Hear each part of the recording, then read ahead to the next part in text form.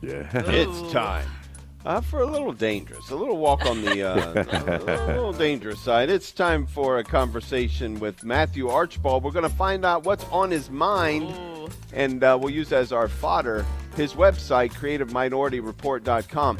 And probably just start off with something that, I like to talk with Matthew about things that create moral complexities. Good morning, Matthew. I just want to say stick it in your eye in Latin. Stick it in your eye. That should have been the name of the document, to be honest with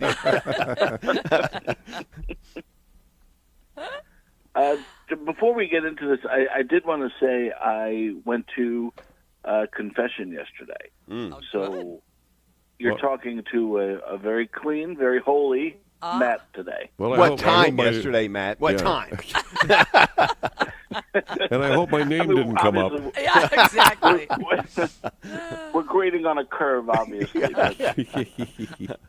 it was funny the other night. My daughter all of a sudden just said, out of nowhere, she's like, Dad, I'd like to go to confession tomorrow. So the good news there is obvious. My child has developed a burning desire to get right with the Almighty. She's thinking about her immortal soul. That's one step away from joining a convent and writing hymns about lambs and such, But the bad news is then you're thinking the whole time you're sitting next to her, like, what did she do? Yeah,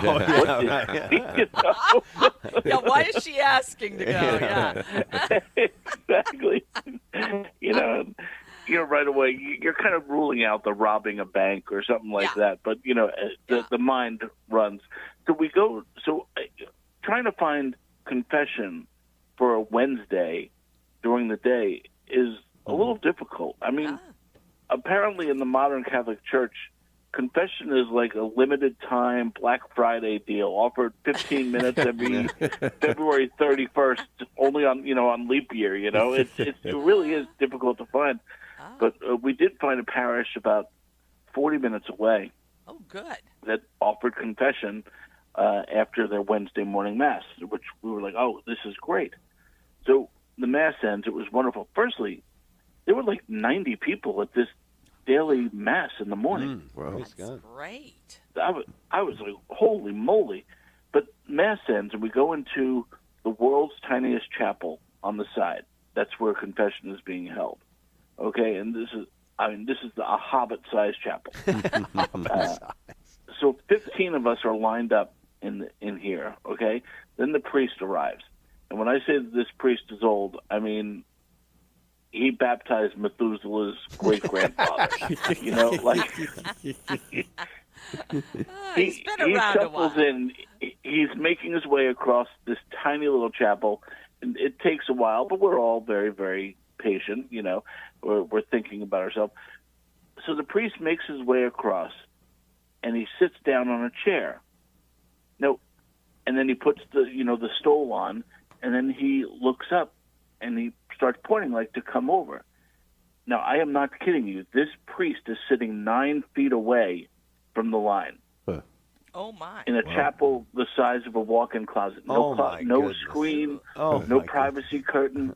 Just So the first guy in line, literally shakes his head. I'm not doing this. Not me. Is that another sin? That's what I want to know. So he literally shakes his head. So we're all kind of looking around at each other like, okay, now, he doesn't want to broadcast his deepest, darkest secrets to, 15 strangers and my daughter.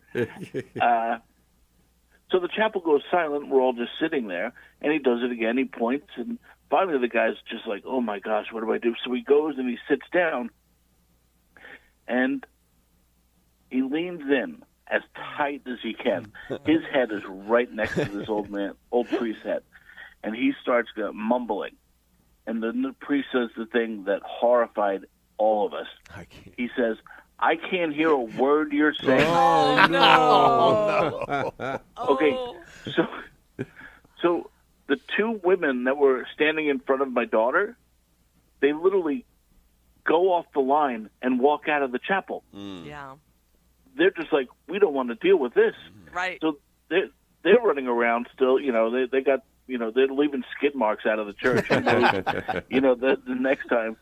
But then finally, at the end, the pastor showed up just in time, and then showed them that they actually had confessionals and that they weren't doing open air confession in a walk-in closet. And he said, "Hey, why don't we start praying the rosary here?" And so everyone that was waiting was praying the rosary. So there was, so to drown out the horrors that we've all committed. But it was, I did want to run out into the parking lot being like, tell the people like, "Oh, no, it's fixed. Come on back." Right. Yeah, we got it. We got it. Now, did they have a sign in the chapel that said, like, venial sins only? Yeah. I'm just surprised you didn't say, can you hear my daughter's confession here first? And then we...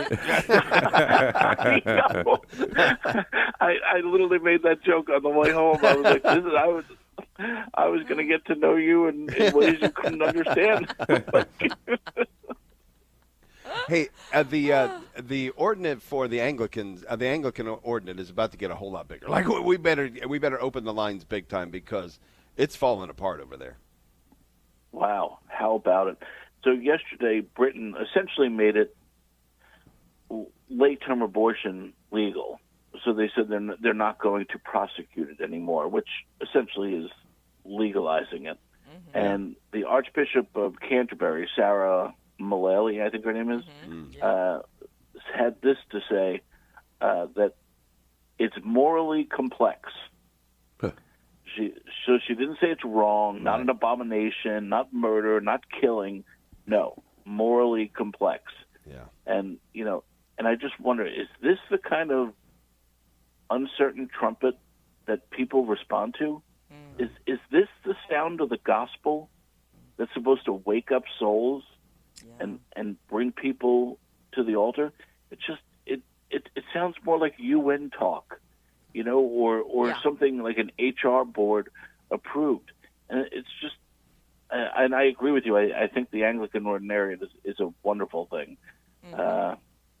But this is the kind of failed experiment from the 60s that never worked and it never will. The gospel is supposed to, wake us up, call us out of ourselves. Yeah. This is awful. Well, and it there was that story too on I don't know if it's Tallarico, the guy that's running for I think Senate down in Texas, and he's pointing to Mary consenting to be the mother of God as why abortion should be okay, because it's all about consent. It's amazing. And I love the way you express it on there, too. Yeah. Like she's weighing up whether to put pineapple on pizza. Yeah. It's morally complex, really. Yeah. Always eye-opening at creativeminority.report.com. Matt, great to have you on. Thanks. Have a great day. God bless. Have a good one, Matt. Line forms here.